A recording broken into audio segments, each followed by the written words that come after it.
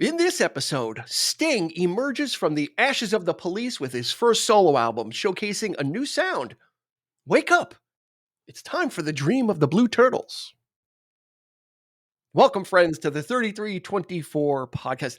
Eric, those openings just keep coming. They get more and more clever. God damn, you're so witty. Wait, have you been drinking already? Who, me? Not me. Who, me? This is seltzer right here. Who, me? Yeah. If you want to hear more of those witties, we've been doing these crazy little opens since we've started. So that's like almost 3 years worth. So you can go check the back catalog and listen to all the different openings. You don't even have to listen to the episodes if you want. If you want to do a mix of just my openings, just listen to the first 10 seconds of each episode. And, I wish there was a way we could figure. I'm sure we could, and it would be painstakingly difficult to kind of, hey, fast forward to this part where Dean does his impressions and this and that.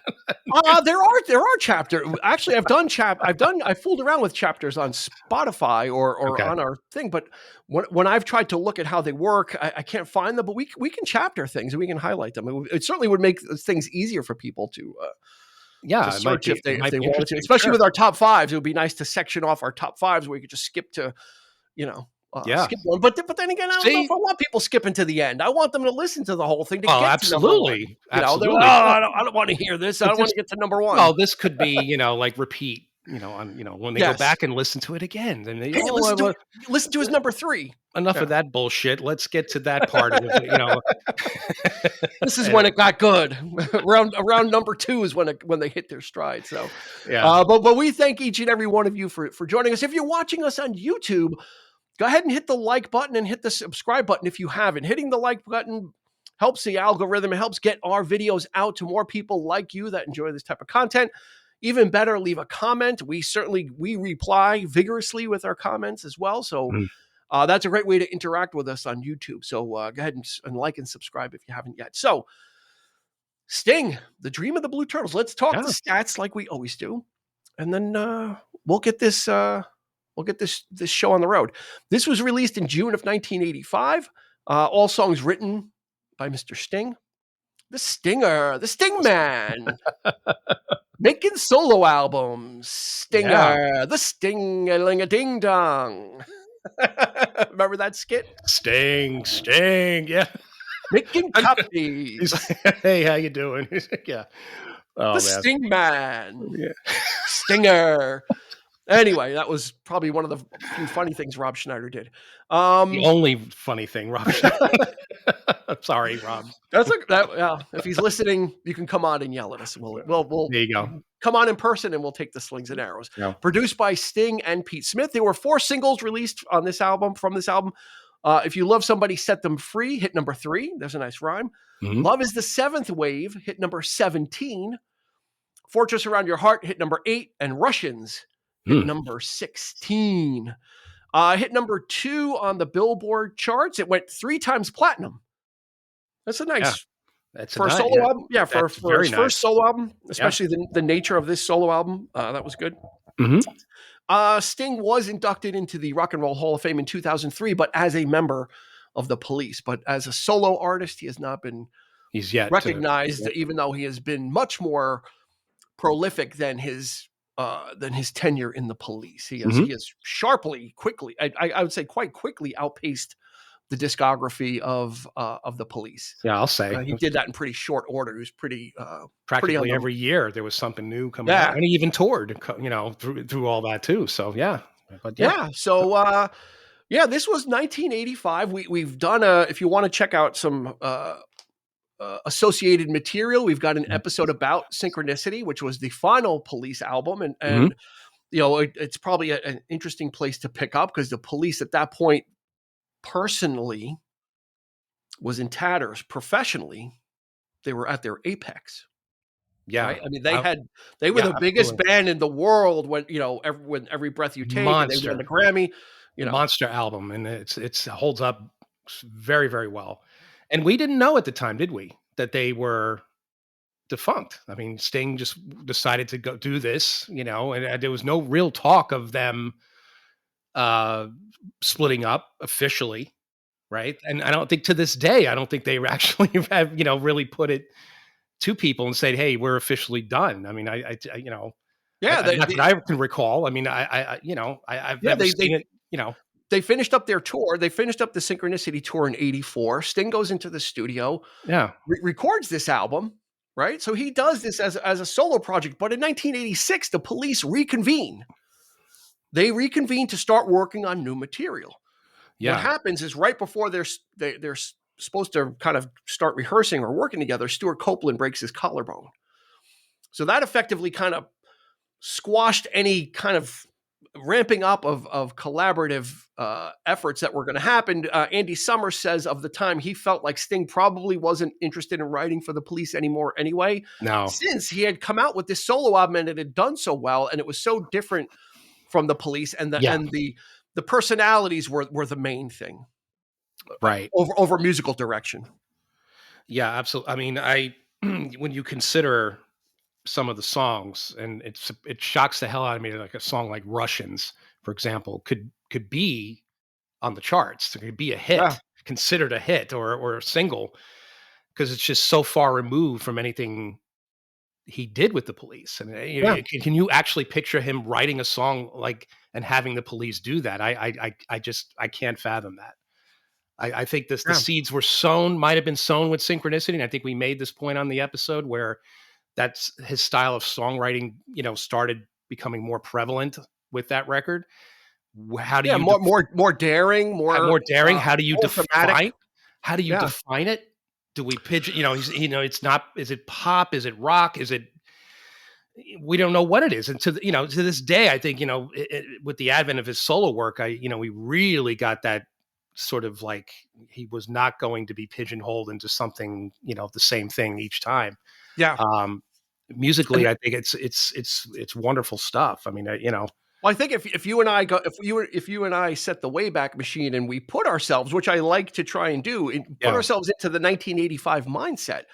I remember the waves of discontent that this album caused in the jazz areas, especially because of the collaboration with Branford Marsalis. Wynton.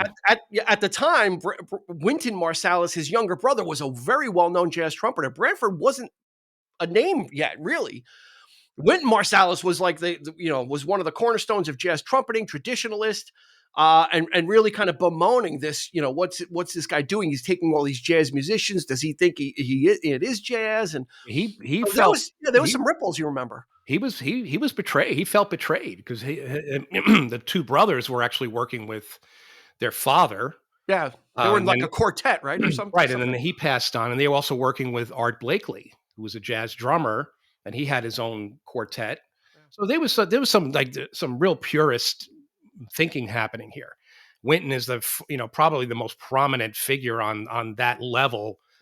Of taking jazz and the art form of jazz and doing especially back then, like in the 80s. In the 80s, yes. Even if you didn't listen to jazz, like you heard of Wynton Marsalis, like right. It was just kind of like a name, like it was, because that was when that new I don't want to call it new age jazz, but that new arrival of jazz in the 80s, the GRP label. I don't know if you remember GRP Records. Yeah, I do. Yep. That Diane Shore, that had all these different artists, and they were kind of spearheading this new jazz like revival. So it was these names were kind of out there. You would just hear of them. Right. And then we heard of this dude, Branford Marsalis. Like, well, who's Branford? It's like, I thought it was I always thought he's younger. Branford is actually older than Wynton. Yes. But he was part of the quartet, and Omar Hakim. I mean, Sting just went all jazz. He went all jazz for the artists to play on this album. And he had a background in jazz himself, or at least I think he was in a jazz band before the Police. And if I'm not mistaken, they used to dress up like bees. Yep. It's kind of like that's where he got the name Sting. The SNL characters and like that kind of thing. But they would play some sort of I guess it was free form jazz or something, or perhaps a little bit more traditional. I don't know, but yeah, I mean, I don't think he was never really content to just be in a punk rock type band. Yeah, which probably explains why the more the choice of doing more like a lot of songs that took the reggae route or some kind of world beat or something other than, just 3-chord, 4-chord punk rock, right? I mean, that's what the Police was anyway. The Police was an amalgamation of all, yes, ska, reggae, punk, pop, rock, jazz. I mean, like all those elements are in the Police, sometimes simultaneously, sometimes running parallel to each other within a song. So it's back then it seemed shocking that Sting was going out and doing this, but when you really look at if you really kind of pick apart the Police, you can see, okay, those leanings are in there. It's not straight. You don't say, oh, the Police is a jazz band. No, by no means. But those seeds are in there, and so you could see, okay, this. He could have went this way. He could have said, I'm going to do something that's more reggae oriented. Like he could have went down any path, and it probably would have made sense because the Police were so diverse. In their influences that he could have almost chosen any thing to go on that was going to be not rock, and they probably would have said, well, that makes sense, even though it's a wild swing. It makes sense because it's in there in the Police recipe somewhere. That's like I said, like even with Synchronicity, I think it was even more so in the songwriting and the lyrics and in the style of once those two songs sounded alike. Yeah. It was very eclectic and very sort of like, and in this case, even in the first solo record, I mean, there you have these.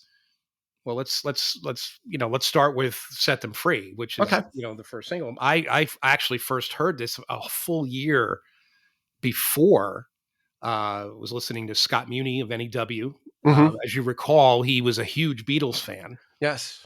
And he would things from England, and he would, go to England for like 2 weeks, and he would broadcast from London, England, in the summer. And he always opened his show with a Beatles song and ended with a Beatles song, as I recall. Yep. He had Sting on, and he was at, like this was like, I guess right at the end of the tour, it had to have been. And the song was pretty much done. I mean, and they world premiered it. He played the song, and I flipped when I heard it. I was like, this is great. I love the sax and the background singers and just the funkiness of it. And just, it was so catchy. And so like, I was like over the moon about it. And I'm like, this is going to be, something. And the album, the album didn't come out till like June of the following year. So I was like waiting. When is this going to come out? And then I think they released the single, might have been a couple months before. Yeah. With another song, a song called Another Day was the B-side of that, which is also a great song. Sorry it didn't make the album, but but yeah, I was just so to use the pun, jazz about this fucking song, and I was just like, man, this is great. And because it was very different. Of course, Sting's voice is very recognizable, so that was the that's kind of the grounding element in this change of direction is he wasn't becoming a crooner all of a sudden, although he kind of does that with the Police. He does kind of like Tea in the Sahara and he kind of dabbles in some straight up like singing like that type of thing. I love that stuff though. I love the softer, sort of more sort of meditative kind of like I Burned for You was another. I always loved that song. Stone and Treacle. He had done it on that tour for Blue Turtles, which I actually like better than the way they did it with the Police. But songs like that, are just he was developing as a songwriter, mainly from his composition, but his songwriting subject matter. It became a lot more serious. It became a lot more storytelling. Almost borderline pretentious. Like some of the words he likes to use big words. But it's in the aid of painting. He paints a particular picture with it. So it's not him just doing that to do it. I think he's doing it because he's a very eloquent person. So I think his songwriting was becoming eloquent as well, and it became, by extension, the lyrics became very like little mini stories or observations about things. Well, I think especially on this album, right? This album, he really started to take that uh, social awareness kind of. Well, I think that he got a little bit of heat for it, especially from fans. Like you say, fans were not too happy with this kind of thing, and like you say the word pretentious, and so so the lyrics. I think he always was a great lyricist. I mean, I think he did these kinds of things with the Police before, but musically they were they kind of there was a sort of a happy medium there, I suppose. But here, well, with I got a bunch of jazz musicians, and it's just we're just a little bit more sophisticated, more sort of because like in between the catchy songs, like you do have these like socially conscious political, like Russians and Children's Crusade and We Work the Black Seam and and so it's I love the way this album is set up that way, and you have these serious, and then it's like lightens the mood with something like Dream of the Blue Turtles or Consider Me Gone, or you know what I mean, like it's very well put together, and the track listing is well well thought out in that sense. But anyway, it seems like the first side is as up tempo as it's going to be. It seems like the first side is more up tempo, and the second side kind of falls into like a more of a jazzier groove and a slower tempo and a more relaxed pace. Like it seems like that. In listening to this, 'cause it's been a while, and then seeing where the sides end. Again, and it does make a difference. Back then, it did, because that. You look at the way the album's laid out, and I was like, yeah, the first side's a little more up. You got Love Somebody Set Them Free. Love Is the Seventh Wave. Russians is ominous, but Children's Crusade is kind of a little bit slower. But Shadows in the Rain, which is Sting covering himself. Yeah, fantastic. I love from Zenyatta Mondatta. Yeah, I like both versions. Do you like one better than the other? I love this version better. You like this one? Oh yeah. Yeah, especially Branford in the beginning, what key is this in? And just like, he's counting it off, and he, and you hear Sting moan like, and then it kicks in, and I love his voice in it too. Like he's got that, that really high, but he's like screaming, a screeching type of voice, and it feels more like a live version of it. It's a little bit dirtier. It's a little bit more. Yeah, I think it's more. It fits this sort of jazzier tone. Yeah. I think. Yeah, the version on Zenyatta Mondatta fits what they were doing on that album, though. Like it kind of like it's interesting. It's the same lyrical content, but looked at through another lens. When Sting is like, okay, well, I'm gonna plug, and he's done this through his career. He's done a few albums of re-recording his songs and reinterpreting them. So this would be the first kind of tip, and then he does a little tip of the hat on Love Is the Seventh Wave, To Every Breath You Take at the end. He's kind of making fun of his own lyrics, every cake you bake, and so he doesn't, as pretentious as he sounds, he doesn't take it that seriously, though. No, I don't think so. But I mean, he does have that ego. He comes across that way, but I think it's because he's Sting. He's a good-looking guy. It's like, come on, man. We were fucking Sting was like the shit back then. He was who I wanted to be Sting. Like who didn't? He was just fucking cool. And he knew it, and he sold it. That's what sold. He had the looks. He had the looks. He had the sexuality, the charisma, absolutely. I always said that Moon Over Bourbon Street, which is based on Anne Rice. I mean, and that's another vampire. And that's another thing. Like he'll write songs about poetry and books and things like that, literature and tie that into and he'll piece things together, and make it a pop song somehow. And it just, I never found it pretentious. I just found it like, this guy's fucking smart. Yeah, he's good. He's good at what he does. Now, since you brought up Moon Over Bourbon Street, and be revisiting it and kind of connecting. I see a lot of different connections on some of these songs, and for me, listening to this album a lot of times in a row to get ramped up, Moon Over Bourbon Street it sounds like the precursor to Englishman in New York. Yeah, I'll buy that. In that feel, even though this is about Interview with the Vampire, inspired by well before anybody thought about these books and before Anne Rice was popular, so he was ahead of the curve there. But there is, he would move away from this type of straight up jazz style inspired music like pretty right away, like after this album. But there's, there's vestiges of the future. And then, when I listen to like Fortress Around Your Heart, I hear vestiges of Synchronicity, like King of Pain or Wrapped Around Your Finger. Absolutely. Like there's like, he it makes me wonder if these songs were going to ever be songs that the police would use.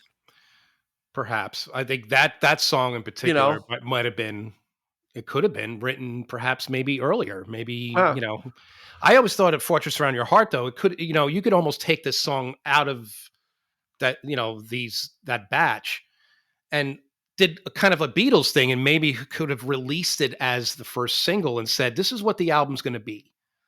Right. Because it's, it has that, you have those vestiges, like you say, of the police, but you got Branford's, you got those horns in there, you got these and then, thematically, it's like it's saying something, you think it's something political, but it's a love song. Yeah.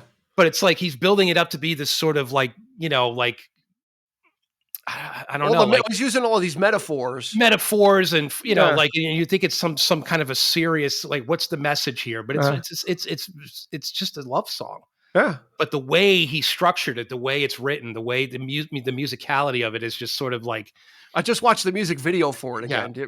Did you remember that the music video where the guy's he's filming Sting for like the girl is like paying to get the video of him and she's asking what did he look like? But you never really see the woman, and the guy's like it was like a private detective, and they set up the camera, and Sting's like just one song, like she pays him money, he gets paid off. This is when music videos had this is like the most bare bone music video, but it had a plot that it had a point. Why is Sting playing this song? Is because this girl, probably a former lover, wants to get see him again or whatever, and he performs this one song for the camera by himself. It Set Them Free was always a favorite of mine too. The video, it was very groundbreaking the way they filmed everybody individually. It was green screened them, like Branford. Every time he played, he would come in full frame. He would be faded when he wasn't. When he's like a ghost. So when he stopped playing, he would start to fade. It was it was brilliant. Didn't Godley and Cream do that one? Didn't they direct that one? They might have. I know the guy that did Boys of Summer for Don Henley did Fortress Around Your Heart, and you can tell it's got the same the same look. But you mentioned Russians earlier. I gotta say, listening to Russians now. It's very timely, unfortunately. Absolutely. With everything that's going on, if someone has never listened to this album, listen to it. If you're aware of this album, give this album a re-listen, because some of this stuff is very timely, unfortunately, about nothing's changed. About the state of world affairs. Yeah, it was creepy. Yeah, but think back to 85 and how scared we were. Of the shit that was going down and with Gaddafi. Yeah, remember the Cold War was on full, going full steam ahead for Cold War. I mean, they were talking about bringing the draft back. Remember? Yep, absolutely. I was petrified. I would even listen to this album and I would skip over tracks like that. No, seriously, absolutely, seriously, because it just hit. It hit you hard. It was so in the moment, and we were. I was fucking scared, at that time. And I remember we had to go register. We had to go register for once we turned 18, we had to go to the post office and register. That's right.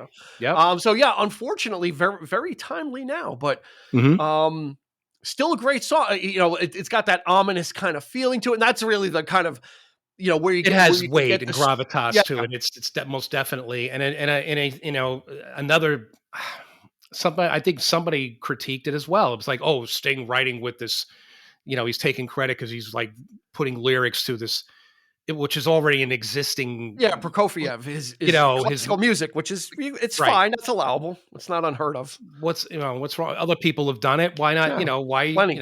Plenty have done it. And especially following a song as tropical and bouncy as "Love Is the Seventh Wave." It's kind of like, all right, this is kind of like Sting light. It's a fun song. He knew how to lighten the mood. He knew how to read the room and say, hey, this is a heavy song coming up, or even after.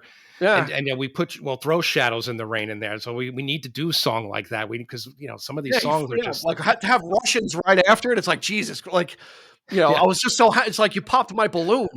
That's what it is. It's kind of like, this is like getting light, it's like Russians. And then Children's Crusade, which is another one, kind of it's a heavy song, but at least it has a sort of there's like a really catchy like rhythm to it and a beat, which is again the thing that he does best. Is like writing he could write these like really heavy lyrics, but lighten the mood with the music and just but the message is clear.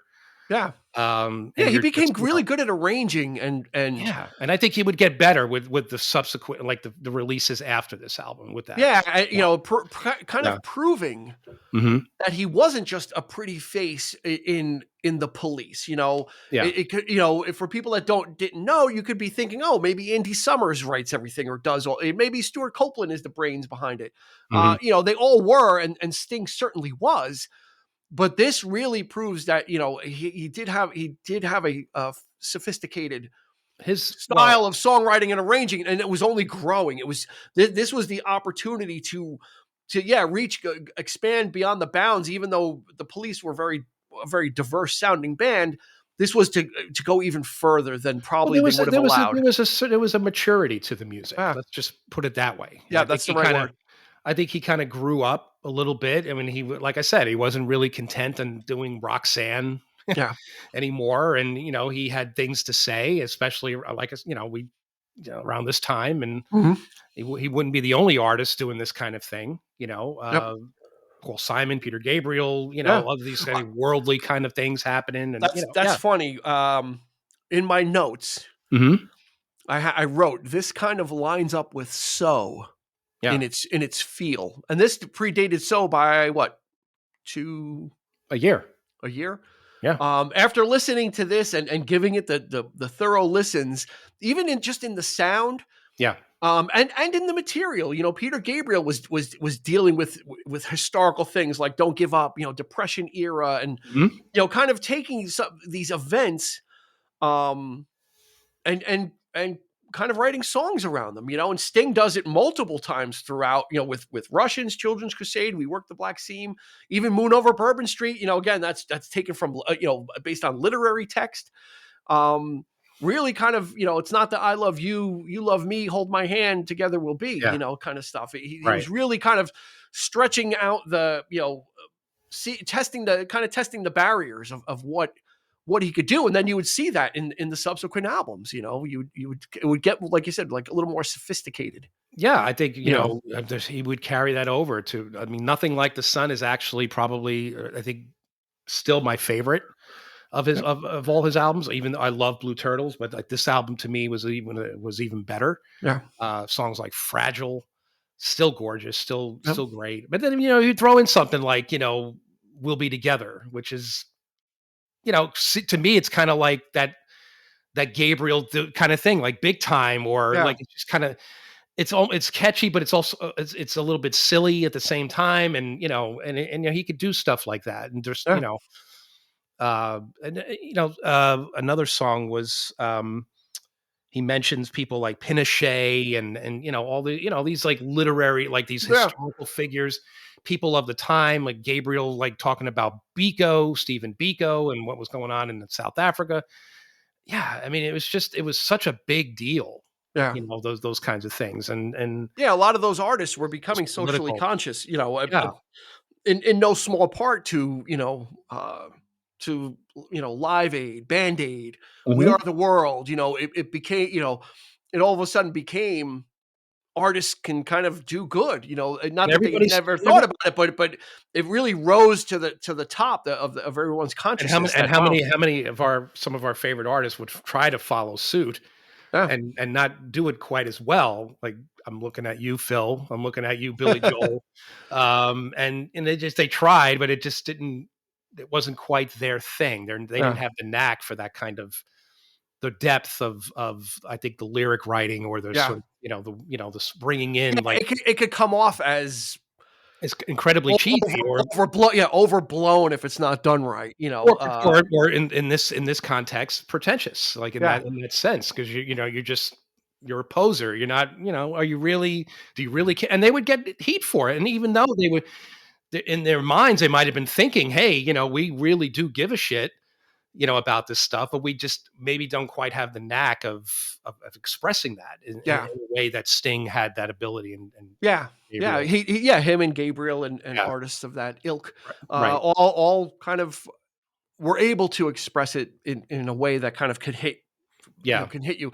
And it does take a deft touch, which Sting proved he had. It could have been very easy probably for Sting to go into the studio and just play all the instruments himself.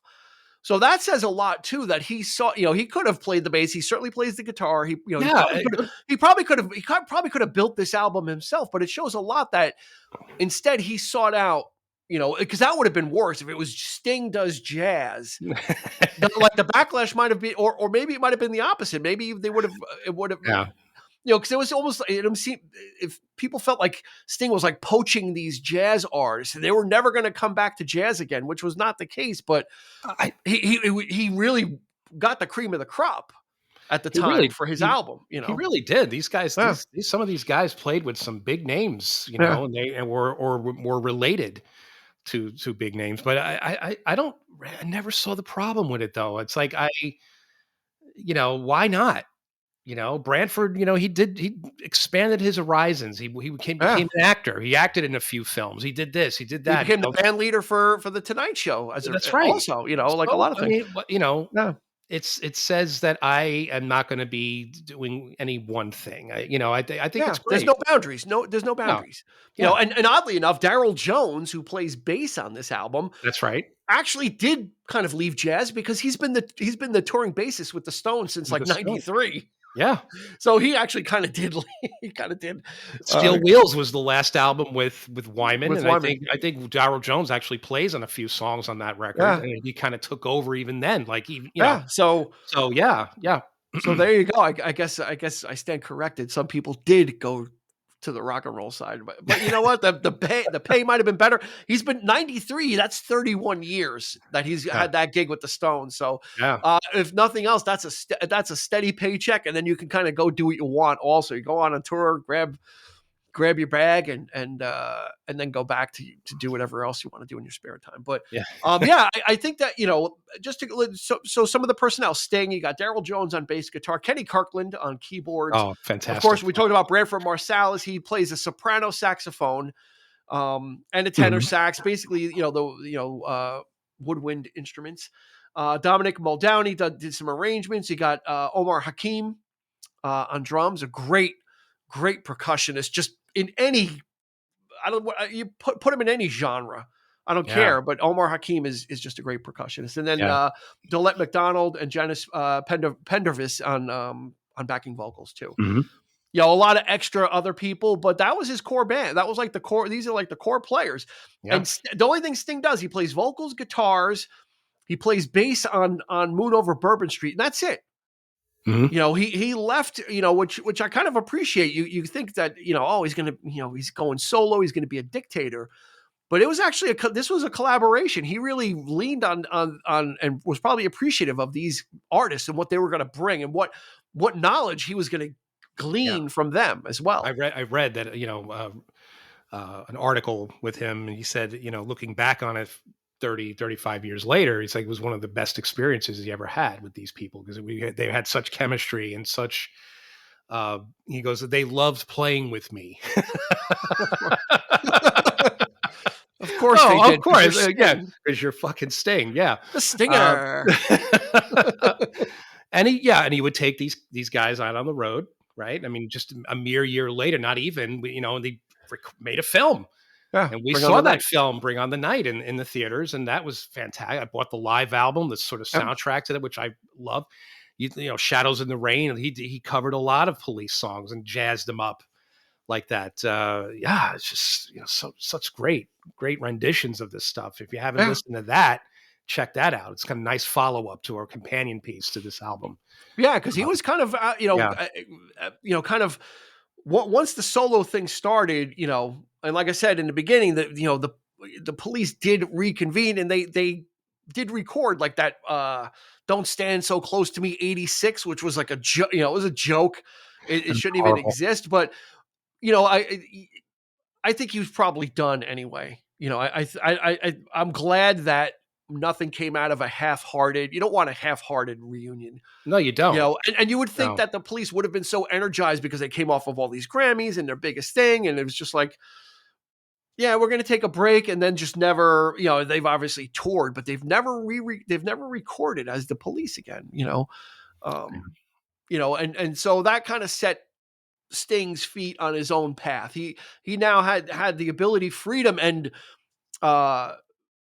luxury to kind of explore whatever he wanted, and he did through these different solo. It became more adult, contemporary pop kind of stuff. Fields of Gold. Like once you kind of get into that career, we're talking about the popular stuff. He kind of became like light FM kind of. He might have, yeah. He definitely took. There were a few bland albums like later on.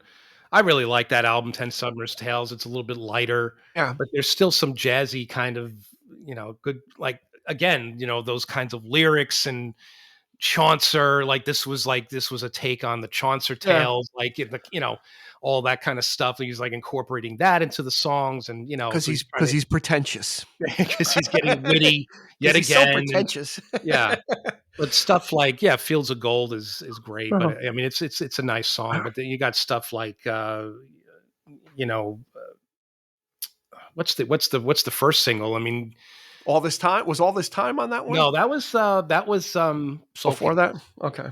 And that was I really liked that, but that was a very, very personal, very dark record. But it was, imagine an entire album of Children's Crusade or things like that. But it was some really atmospheric but great stuff. I mean, it just really, he knew how to really get that stuff out about his dad and the blue collar workers of the time.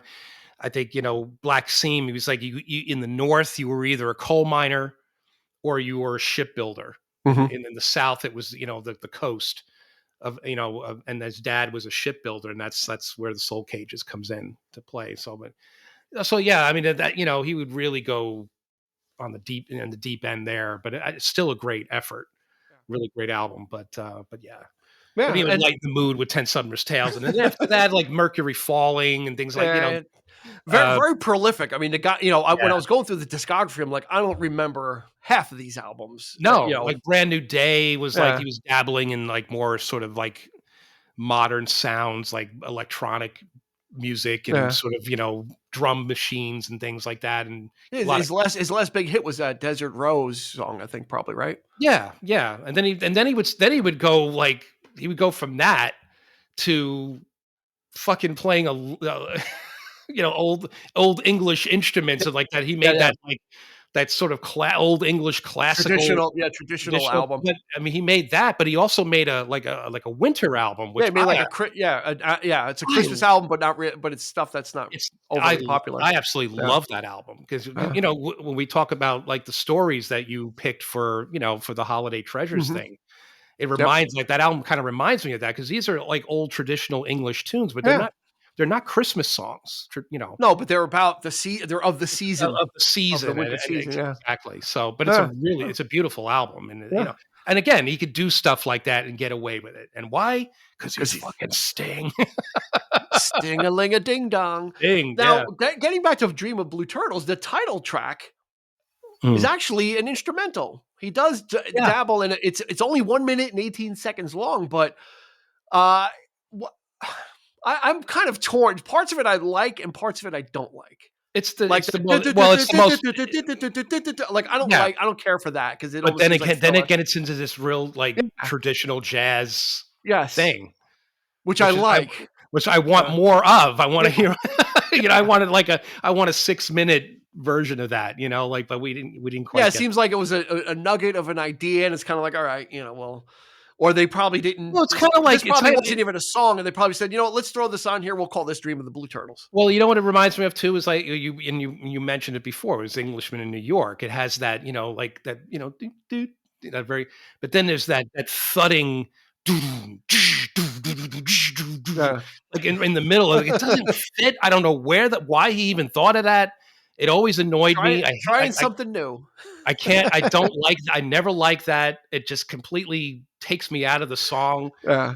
But there it is. But he does stuff like that. Just throws that kind of thing in there. Just Yeah, he certainly tried. I mean, this is and I think for anybody that stayed away from this because it's not the Police, it's a very listenable album. So I don't, it does kind of get into some heavy themes, or his songwriting, his musical composition will kind of have a little bit of that ominous feel to it.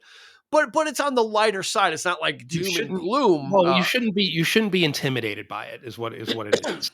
It's not a full on. Despite the band, it is not a full on jazz record. Yeah, and he says that that people were like being interviewed for the film. Like I remember there was some guy asked him straight up. He was like, "Is this this jazz?" He goes, "It's not jazz. Yeah. I never considered it jazz. It's I have these guys with me, and we're not playing jazz." So. Okay. And he's right. I mean, I don't. Well, I mean, it's jazzy. There's jazz on it. I mean, jazz on it. Moon Over Bourbon Street is a jazz song to me. You really shouldn't be but you should. If you haven't heard it, you shouldn't be intimidated by the word jazz. You know what I mean? Like that's the thing about it. And I think that's what he wanted to convey too. To making it a little bit more lighthearted. Steely Dan Asia is more jazz than this. We're gonna put like. Yeah, if you can get into Steely Dan Asia, this is going to be no problem for you. This is a couple of steps below that. It's just cool. He was going for a feel. Yeah. And he probably couldn't have achieved it without the help of these people. Like I said, he could have probably done everything by himself or with minimal help. Yeah. But I think having this band behind him, because there is a feel. These guys got the groove, and when it's needed, you can absolutely hear it, and favorite song, Fortress Around Your Heart. There's no comparison. That is my absolutely favorite song. And when I haven't heard it in so long, and then I remember how much I used to listen to it. I remember that being your favorite. Yeah, my God.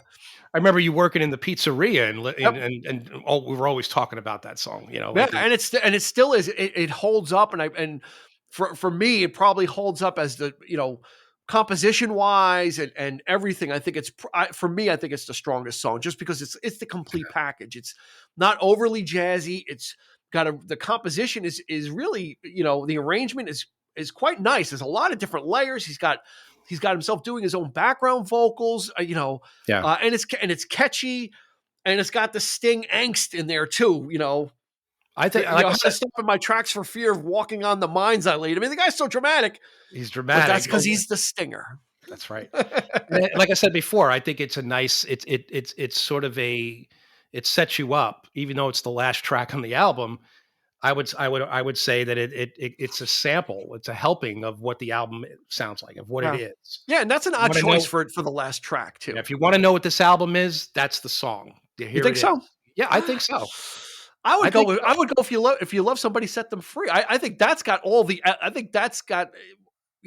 I think that's got all the elements. Well, I'm talking about those like really heavy lyrics, and I'm talking about like that over emphasizing that stuff. And it's like I said, it's just a simple love song. Yeah. He's not really saying anything more. It's not about anything more than that. But it's like he builds it, and then Branford coming in with it. That like English type, just little notes dropping in here and there, like in here. But that to me is like, this is what the album is to me. This is a feeler.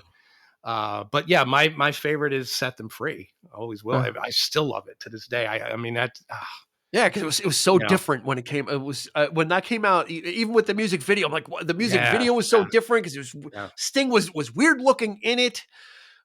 Just because of the way it was shot with all green screens and everybody was separate, and then they kind of superimposed them, and it was it was kind of unsettling. And then you have to pay attention to like this new song and this new type of sound. Again, back then, like the visuals were part and parcel. You were watching the video and paying attention to it while listening to the music. Mm-hmm. But at some point, if you're concentrating on the weird stuff you're seeing, you're not paying attention. So it's kind of like, Yeah. It could put you at a distance until you listen to the album by itself, and it's like, oh, okay. And people talk about the cowbell on, Don't Fear the Reaper. Yep. I mean, the tambourine on this song is very prevalent. It's there. I mean, it's totally there. The rhythm guitar by Sting is great, and Branford playing just a proper sax too. Yeah, he's not playing that like lighter, sort of almost clarinet sounding. The Kenny G one. Right, exactly. This is a full dirty saxophone, and it's just fantastic. And fun fact, Sting wrote it as an anecdote to Every Breath You Take. Which is, as we mentioned, it's not. Everybody thinks it's a love song, but it's about a stalker. Dark stalker sound.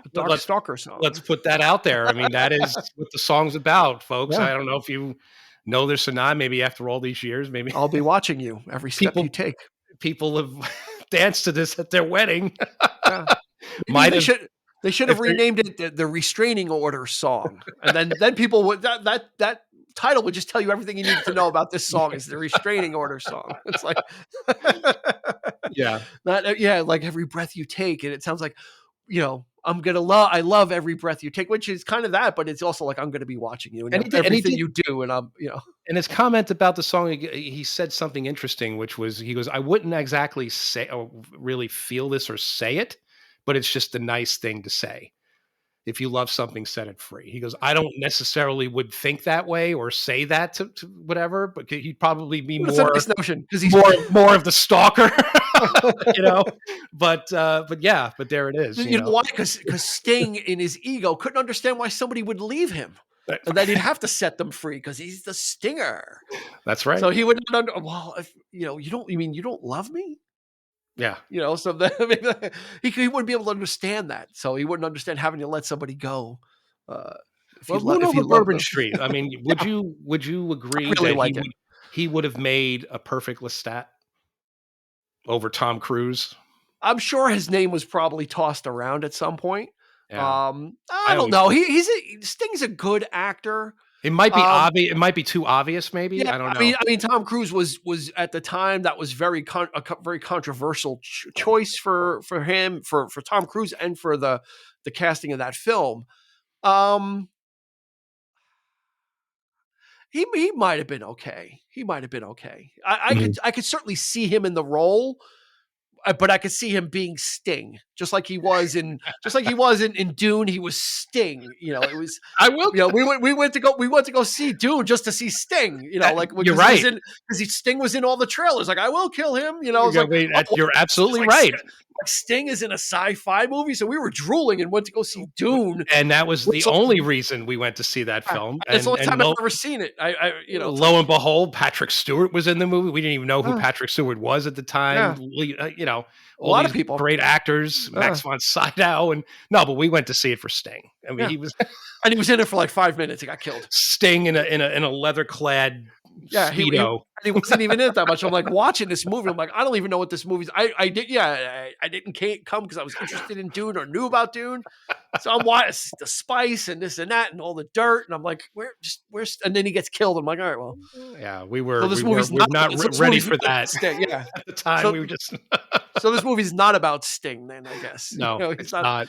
He was prominent in the trailer, so you think, oh, he's like a main character, but that is Hollywood hoodwinking people. I'm sure people went to go see it because it was like, Sting is in this trailer, and the same could be said of his role in Quadrophenia, the film, the Who movie, playing Face Man. I mean, he probably had as much screen time in that as he didn't even talk. He didn't even say one word in that film. I think, as far as I can remember. It was just Sting because he had that presence, Yeah. Sting-a-ling-a-ding-dong. Sting-a-ling-a-ding-dong. Yeah. Stinger. Making solo albums. So yeah, this is definitely a recommend. And I'm glad you chose this one. So I was thinking about maybe doing another Police album, and then it's like, what won? So I'm glad that actually this kind of closes the book on the Police, as it were, but also it's nice because it was a total turnaround, like with Phil Collins, you can see the trajectory, and his Mhm. solo albums, they kind of match up with Genesis. They kind of started to meld, and it started to become like almost one thing. This had come out, and like I said, the Police had an intention of regrouping, right? It didn't happen, but their intent, and they tried to. So this kind of came out in light of them regrouping. So this, had the Police gotten back together, this would have been like an outlier type. This would have been considered probably experimental. Yeah. Yeah, I think so. If the Police reconvened and got back together and did something else, then there's this was like Sting. They would have said this is Sting's jazz album. Instead, this was the beginning of a new career. It really was, and it was so. It didn't feel like it was an experiment to me. I mean, I wow, this is. There was a confidence to it. It was an absolute in the songwriting and the arrangements of the material. I mean, this wasn't like little. I mean, like little songs, like demos and stuff. The stuff that he did, like the stuff we did on Brimstone and Treacle, like those sounded like demos to me. They weren't complete. They sounded very light. The recording, the production on them were not that great. Here, it's like this was a fantastic production sense, maybe a little too much reverb for my taste. But on the other hand, it was a great sounding record. With great musicians. They were present. You feel everyone on every song. The players, and they're doing exactly what needs to be done, but yet that these are quality, top notch. These guys don't fuck around. The interesting thing about this album is before he got with all these jazz artists, this was actually, he had recorded a lot of this album with a different set of producers. It was more synth heavy and more and funkier. And upon listening to those demos, he then decided, I don't like this. I don't like this direction. To this day, those demos have never been heard. So there are the demos of this album sounding very different in a totally different musical style, which would have been. I almost want to think that the remake of "Don't Stand So Close" might have been maybe in that tone. Thank God.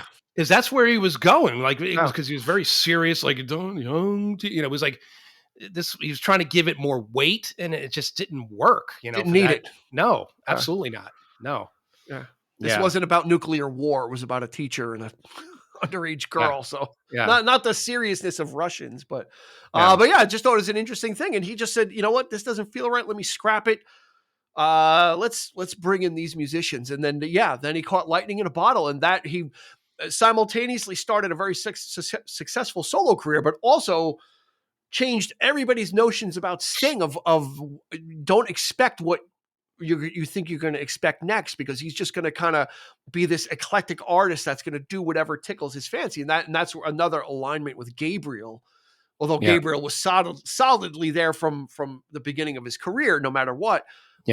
Sting became that kind of artist too, of is he going to go back to pop? Is he going to go with something harder edged? Is it going to be a swing all the way to jazz standards? Like he gave himself the ability by this reinvention of opening up the playing field and not just continuing with Police Part 2, because he never really did that. He never really kind of, what would that have sounded like anyway? But, he never really revisited that Police sound, especially, it was just kind of, that's in the rearview mirror. I don't know what's ahead, but it'll be something interesting. It was definitely a nice change of pace, and a total, like, as he would put it, surprise, because I just, again, I'm prepped for this.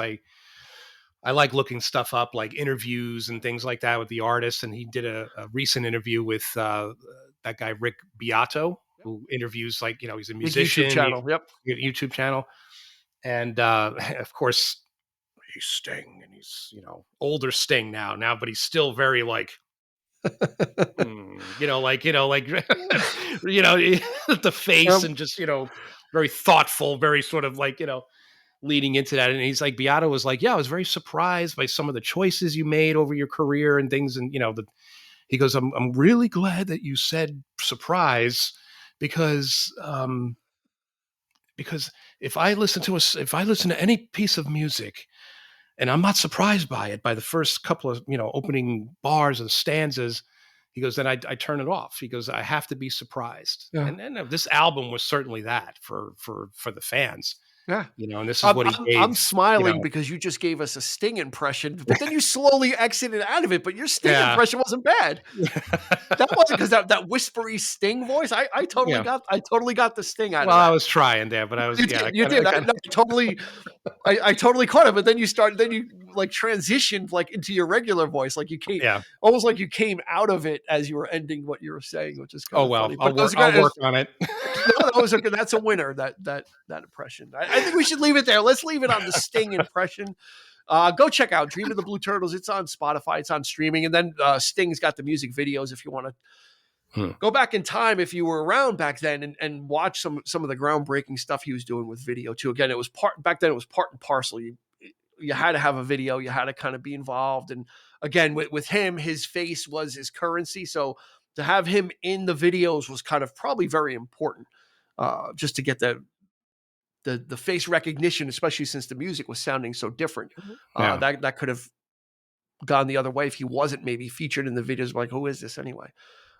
So yeah, that's going to do it for Dream of the Blue Turtles and this episode of the 3324 podcast. Find us on Facebook. There's a bustling group. We just hit a milestone of group members, so you can add on to that and help bolster those numbers. But if you're on Facebook, do that. If you're on YouTube, like I said in the beginning, go ahead and give us a like and a subscribe. Leave a comment. What do you think of Sting's solo work? What do you think of his work with the Police? You can even leave comments in Spotify. There's an area to ask us questions too, so you can actually engage with us in Spotify. There's a feedback area to ask, and we answer those questions as well. So for Eric, and for the Sting Man, the Stinger, Sting-a-ling-a-ding-dong, this has been Dean, and we will catch you on the flip side.